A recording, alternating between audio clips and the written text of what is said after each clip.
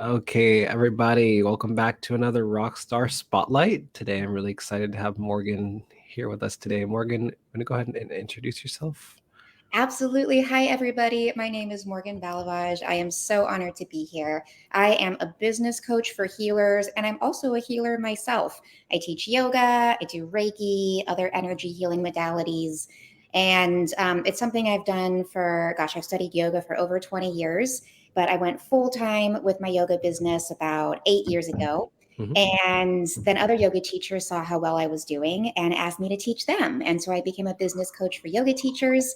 And then doctors and therapists noticed what I was doing because they were Mhm. stuck in this like Western model of like, you have to work hard to make money. And they saw that there were other opportunities for them. And so they hired me to help them figure that out. So now I just say I do business coaching for all healer types. That runs the gamut. And it's work that I love to do. And I'm excited to be here chatting with Max about this today. Super stoked to have you. So it sounds like you're doing the business coaching, but you're also in the world of yoga and supporting people that way as well. Absolutely. I have a number of different income streams that relate to this overall message of you should do work that excites you, you should make good money for it, and it should help somebody else. A fucking men. I love that so much. Hey Katiwe, I don't know if you can see the comments, but Katiwe just popped in. It's so funny. I Yay! saw I saw a post of hers earlier going over some things that I wanted to talk to you about today anyway. So I was like, it must be like a collective thing, like these messages that are coming through. But without further ado, I'm really excited because I actually am prepared with a list of questions. Bring it. Okay, so today's chat, I don't know if I told you, it's oh yeah, you saw it, imposter syndrome, perfectionism, and the pursuit of profits. I feel like this is such a great conversation for spiritual entrepreneurs. But let's start with imposter syndrome. Sorry for the lawnmower man in the back. We can't hear What? it. Don't Okay, worry. cool. What do you think? Who do you think deals with imposter syndrome the most? So, this might just be the bias of my audience, but definitely it feels like people who lean more towards the feminine, not necessarily male or female, but just who have more of an overarching, stronger feminine side, tend to question themselves, double check themselves, and just feel like they aren't good enough. Essentially, that's what imposter syndrome boils down to for me: is I'm not good enough. There's somebody that's better, and so who am I to put my stuff out there? And a lot Yeah. of my clients come to me with this, especially when they're interested in marketing themselves on social media, because Mhm. it just seems like, especially once you start putting yourself out there, that everyone's doing the same thing, which Yeah. isn't true. That's just what the algorithm makes it seem like, because it's like Yeah. attracts like. But we have to work through that mindset issue of the confidence of not only do you have something to contribute to the conversation here, but right, who are you? Who are you to hold this information back when you have something that's been valuable to you, so you know it's going to be valuable to someone else? I love that. So, yeah. I think the coolest analogy I got when I was struggling with this was you go into a grocery store and you see bread. You see the bread aisle, there's all kinds of different bread for different types of people. So if you can apply that to you and your business, it's like, okay, I'm just at my own type of bread, and some people are actually really gonna fuck with my bread more than other people's types of bread. And there's nothing wrong with that. Absolutely. I'm gonna go a little bit deep here if you're cool with it, but I'm curious, what's your relationship with imposter syndrome? Does it show up for you at times, even though you've been doing this work for a while? I have been doing this work for a while, and it definitely shows up for me every single day in various forms. Mhm. It shows up as I can't say that I do it this way because someone else does it better than I do it, and I don't want to like steal from their vibe. It Yeah. comes up as oversaturated market. There's already enough people putting this message out into the world. I don't need to Mhm. put any effort into this. Mhm. And it comes out as even though this thing has worked for me in the past, it's not going to work again. So I need to try something new. Yeah. Yeah. Yeah. Thank you for your transparency. And how do you find yourself coaching yourself through these moments? Yeah, well, of course, as a coach, I hire coaches. So I have my various communities that I reach out to when these thoughts infiltrate me, because I need someone from the outside looking in to tell my brain Like, Yeah. here's how we're going to reframe this. Even though if someone came to me with the exact same problem, I could easily coach them through it. I have Yeah. the personality type where it's easier just for me to make big changes in my life and personal development when someone else is coaching me through it. So I reach out to my coaches, I reach out to my bestie. I do a lot of journaling to decide Mhm. like what's a true thought and what's my ego trying to protect me. Yeah. And I've learned how to fail enthusiastically. So Mhm. anytime the thought comes up of like, I'm not good enough, this isn't going to work, I'm like, well, you know what? I'm going to learn something and I'll probably figure out a way to have fun doing it. So even if it doesn't work out the way that I think it's going to, I'm still going to find a way to do this enthusiastically, to do this from a place of high vibrational energy, whether that means taking a step back, doing a few days of mindset work before launching something that I'm feeling a little nervous about, or Mhm. whether that's just pushing through and bringing the fear along for the ride and letting the confidence develop while I'm going through the process. Yeah, no, I love it and I believe it because I've seen it, right? And yeah, I'm really excited. What I'm hearing is getting yourself around the right people, people that can see parts of you that maybe are not as easy to see, maybe they're not in your line of sight, so to speak. And then also utilizing your own tools that you've acquired over time to like journal things out and really just flip your perspective. That's really cool. I like that a lot. Okay. So I'm trying to think, is there anything else on imposter syndrome that really holds people back before we flip over to perfectionism? Because I feel like actually there's one thing I wanted to bring to the conversation. I remember. Um, Imposter syndrome can be helpful sometimes when if you look at it through the lens of, is this the thing that I am actually meant to be doing? Does that make sense? A lot of people we tend, especially in the online space, we tend to measure ourselves up to other people, and then in the process sometimes we can start to model or pick things off of other things that other people are doing, and it's not necessarily in alignment. Do you see that in your work with clients? 100%. And I'll give you an example from my own life and the reason that my clients use me to get through this, which Yeah. is when I've gone through coaching programs where they encourage us to do it exactly the way they do it. They have the Yes. scripts, they have the strategy, and I've tried it just to see what the effectiveness is. And it does work to a point, but it's too much of an energetic drain on me because I'm having to channel so much of their energy because it's not in alignment with me. So what I've learned is for all these different social media strategy courses that I've taken over the years is I combine the things that work well within the programs for me with the other programs that I've studied in order to develop a system that's in alignment for my energy. And that's what I help my clients do. They come to me when they're sick of the coaches who are like, no, you have to do it exactly this way, so Yeah. that they still get the practical strategy of like, well, here's one way to do it, but we're Mhm. able to alchemize a strategy that works for their particular personality and schedule. 110%. I love that. Yeah, I know I went through that as well. I was doing a lot of marketing and branding work, and while I'm really good at that work, I got to the point where I realized like I there was a part of me that was only doing it because it was making me a lot of money. It was bringing that success, and when I've seen other people do that, and then I had to have like a come to Jesus moment where I was like, you know what, my zone of genius, my unfair advantage is really like the life coaching, and psychic development and the mentorship work that I do. And so making that switch back just resulted in feelings of not just like more alignment, but more confidence, more creativity. And so I love the advice that you gave and the way that you help your people, because I feel like at the end of the day, it's about sustainability, right? It's not about like just making quick money in your business. It's like, what is the thing that's going to light you up, pull you out of bed in the morning, and hopefully be there for you 10, 20 years down the road, right? Absolutely. Yeah. When you're talking about building a business, you definitely have to look at what's consistent and what's sustainable. Yeah. If you just want to make a quick cash, that's a hobby. That's not a business. It's different. Amen. Period. Let's talk perfectionism. What's your take on perfectionism? How does it show up with your clients? So, perfectionism, I find, is really rooted in daddy issues. It's like Mm, some authority figure from your past was really mean. Often there was an addiction issue in there. So, it became too scary to do anything imperfectly because your life literally might be in danger, whether it's through verbal whoa. abuse, physical abuse. These are the things that I see from my clients. This is what I've experienced myself. That's not to say you can't experience perfectionism having not experienced that particular Yeah. traumatic storyline. But that's where I find a lot of it's rooted is in this childhood fear of, I'm going to be hurt. I'm not good enough. I'm not going to be worthy. My parents aren't going to love me unless I do this thing perfectly, unless I fold my Mm. clothes perfectly, unless I get straight A's.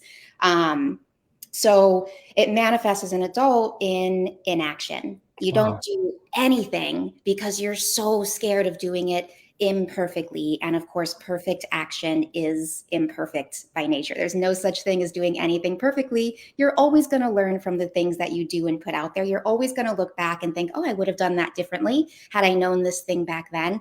But when the perfectionism holds you back from actually doing anything, that's when it becomes like a diagnostic tool for someone like me as a coach and a healer, that we can get to the root of where's the trauma that your brain, your mindset has somehow convinced yourself that you have to do something to be Mm. worthy of love, and not just do something, but you have to do something perfectly where no Wow. one can criticize you at all.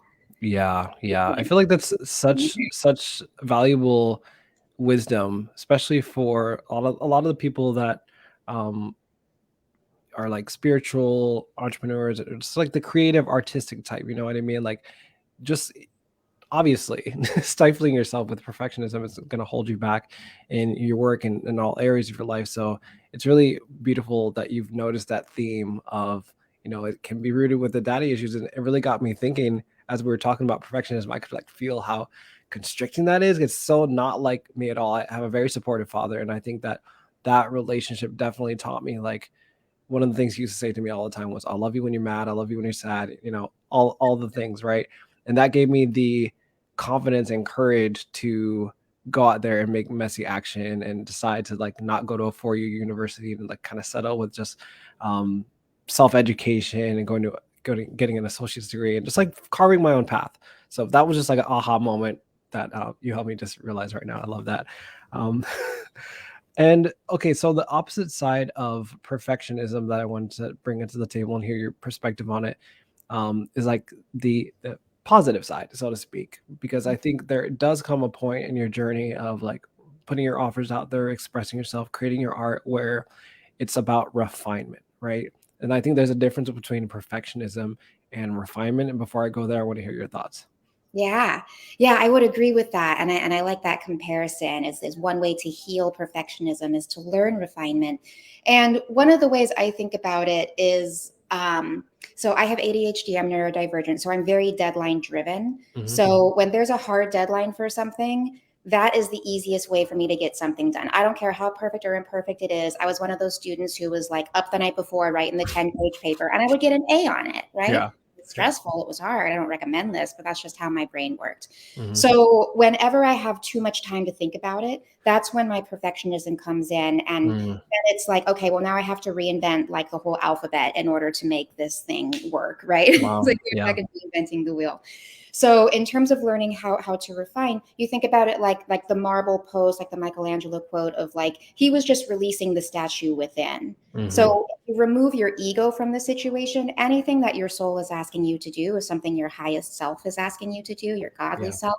And so put your ego out of the way that you have to do it perfectly, because they've got that handled. They're going to Yeah. make sure it's done perfectly. So Yeah. the more you can develop that relationship to your ego self so that you can compartmentalize it and let it kind of throw its tantrum in the background while Mhm. allowing the space for the creative muses, that energy to channel through you, that's where you can really get into where perfectionism can be valuable, Mhm. because of your history of perfectionism, you are going to do things exceptionally well, not Yeah.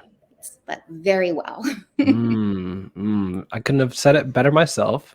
One thing I'll add, something that really was supportive for me, and hopefully whoever here is listening can take this away and take it into their lives. But a big way that I dealt with perfectionism when it snuck up was, what if I'm just creating for one person?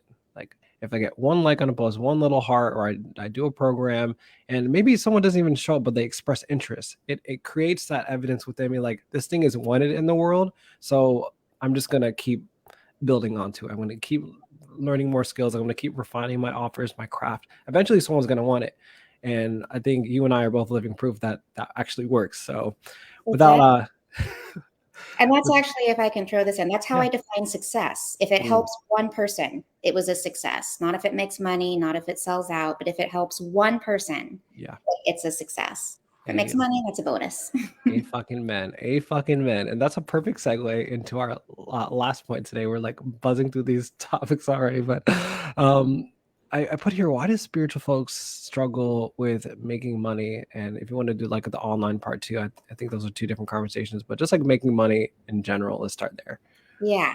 A lot of them come from money trauma. Either Mm, they didn't have any money growing up, money was always stressful, thought about in their families, or they had money growing up and something happened, their family lost it. That's a big theme mm, with my clients, one of those two scenes.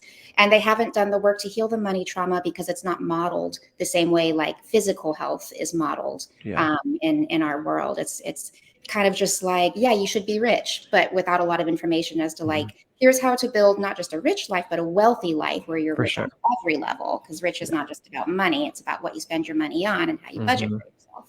So that's ultimately the core reason of why I think so many healers have this traumatic past to money. Spiritual people tend to have more of a traumatic past than others in order to send them on the path of the spiritual seeker, in order to help them realize like, okay, this world is bullshit. There's got to be something better going on. Yeah. And that sends them on the path of finding these various intuitive, psychic, and spiritual realms so that they're like, okay, yeah, this is what I came here to experience. Like take the money off the table. Like what is really important? I love that. Were you gonna say something else? Sorry, I just jumped in there. Well, and the other side of it is when you're doing work that you really love to do and you're willing to do it for free, there are people who will be attracted to letting you do it for free. And Mm, people in my healing world also tend to be people pleasers. yeah. So they feel like they're a burden if they ask someone for money for their services, even though they themselves have often paid, hundreds to tens of thousands of dollars on their own healing journeys, whether to Hmm. therapists, yoga teacher trainings, psychics, coaches like us. So, but there's this weird disconnect of like they don't give themselves permission to ask in that same way and to give someone the honor of hiring them, right? They see it like it's actually I'm a burden on them as opposed to I'm helping them solve a problem. And they're just expressing that value through money because that's what we at this time in history have agreed is an appropriate way to exchange value. Let's take it back to that first point that you made, just around, you know, uh, that money trauma and the relationship with people, the relationship that people have with money is what I'm trying to say. Yeah, I think it's really crazy how we live in this culture where everyone's like, stack your bread, and at the same time, money is one of the things that we're so shameful like to talk about. We don't want to talk about it. Our parents most times, and at least I'll speak for myself, I never heard my parents talking about money unless it was like, no, we're not going to that store. We're going to go to the thrift store. All right. And Money is a no. so, It's no. That's what a lot what's of that? people grew up with. Money What'd is you a say? no. Oh yeah, exactly. So it's like this weird relationship between I want it, I don't want it, and it's evil, and then there's trauma. So it's super multifaceted. And I agree with everything you said as well. I wanted to bring in there's one other thing that I know is some people have these like vows of poverty that they have made either in this life consciously or in past lives that can be kind of pulled over. But I think there's in the spiritual community, people think it's like, oh, I'm a better person if I don't sell my soul, if I just give everything away for free, kind of like that people pleasing thing you were talking about. But then they end up burnt out, right? Yeah. They end up burnt out and they are not able to serve anyone anyway, right? Yeah, yeah, exactly.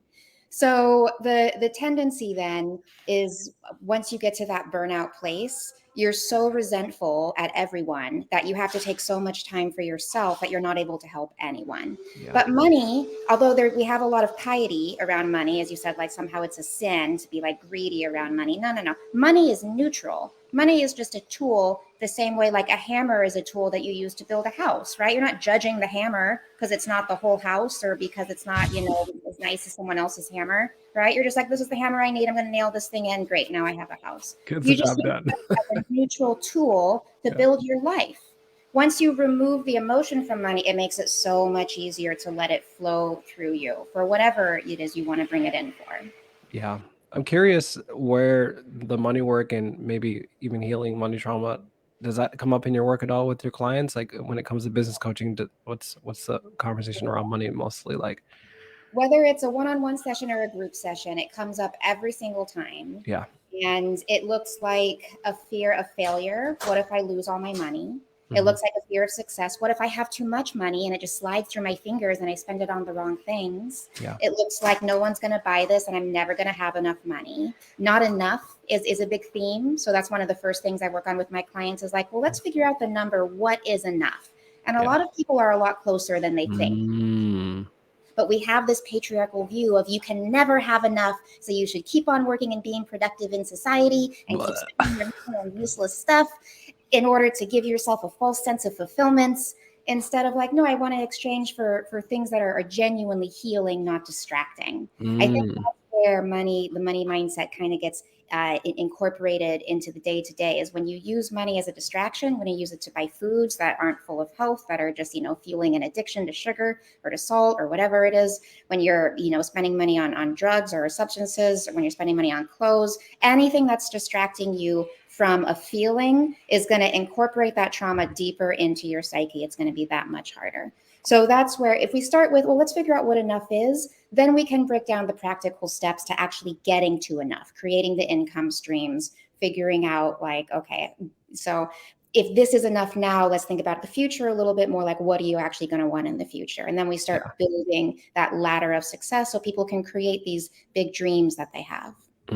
Let's hear a little bit more about that because I know that you're a strategist and you help people with planning for their future financially, I believe, and like passive streams of income.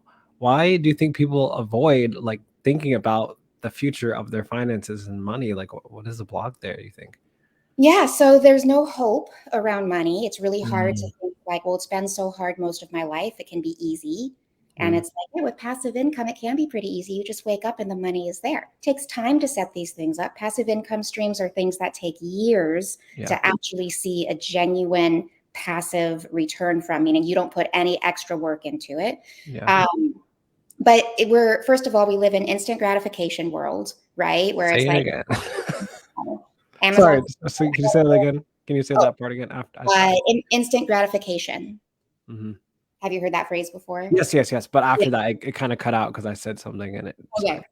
Sorry. So yeah, we live in this instant gratification world where it's like you want something in a day, but like once you get it in a day, you're going to want it in an hour, Mm, right? So it's like if you don't have it right now, there's some logistical way for you to get it right now yeah. somehow, as opposed to delayed gratification. I recommend my clients do practices like gardening to help build this delayed gratification muscle of actually seeing Mm, how beautiful it is to go through the process of watching something grow and yeah. blossom over time, instead of Mhm. just like, I want it, now I have it. Because that's just like a dopamine hit that leads into an addictive cycle. Because then you just have to want something else once you have Wow. the thing that you want. Well, So this is why I encourage my clients to both garden while they're building passive income streams, because they get the physical manifestation a lot sooner. They can see kind of like, oh, this is how it works. And then over the course of several months of our working together, we start to see the money start to roll in from the various strategies that we employ. But yeah, most people, I think, because they grew up with money trauma, they just don't want to talk about it. yeah. And because we're not taught in school, we're taught about whatever geometry, but we're not taught how to file our taxes correctly. Yeah. So most people just don't think like, oh, I need to spend a few hours a week actually researching this stuff and learning about money. Yeah. That's why they hire me, because that's what I spent the past 20 years doing. Period. I love the gardening part. It's so funny. Like recently, I was like, I don't know why, but I feel like I want to start a garden. And that makes so much sense. Like, I think the quote that came up while you were talking was like, "You reap what you sow," and I think you're right. You're absolutely right. We do live in an instant gratification culture where people like think, oh, I'm just gonna hustle, hustle, hustle, get this big amount of money and then never work again, right? But that's not natural at all. And it does no one does that. It's impossible if I'm even And gonna it's not that fun yeah, to get a bunch of money at once. Like it's fun in the moment, but then it's like, again, you just have to want something else at that point. You exactly. fill your time somehow. Yeah. And it just keeps that cycle going. So I'm sure we could talk more and more about this, but I want to be mindful of your time. I want to you the opportunity to share with our people what you got working on. How can they work with you if they like to? Where can they find you? Yeah, thank you. Yeah, give me a follow here on Facebook. You can join my Facebook group, Passive Income for Healers, where I talk a lot about the types of passive income you can build and how to do it. I have a group coaching program called Abundance Mastery. That's ongoing enrollment. It's a monthly program. You meet twice a week, once for coaching, once for co-working. And then I have one-on-one programs as well in 6-month contracts, where for people who need a little bit more one-on-one time, we get that opportunity. And you also get access to my group coaching programs. And I have so many courses, but if you guys want any more information about that, the best thing is just to schedule a discovery call with me. If you check out the link tree in my profile, you'll be able to find my calendar. You can have a chat with me and we'll see which program is best for you. Hire this Capricorn queen. You got a healer, you got a coach, you got a strategist, you got all the things you need. All right, Morgan, this was so much fun. We're definitely gonna have to do it again. Honestly, one of my favorite chats that I've done so far. This is great. So thank you for being here. Same for me. It's always a pleasure, Max. Thank you so much for the opportunity. All right, everyone. Thank you so much for watching, and we will see you next time. Peace.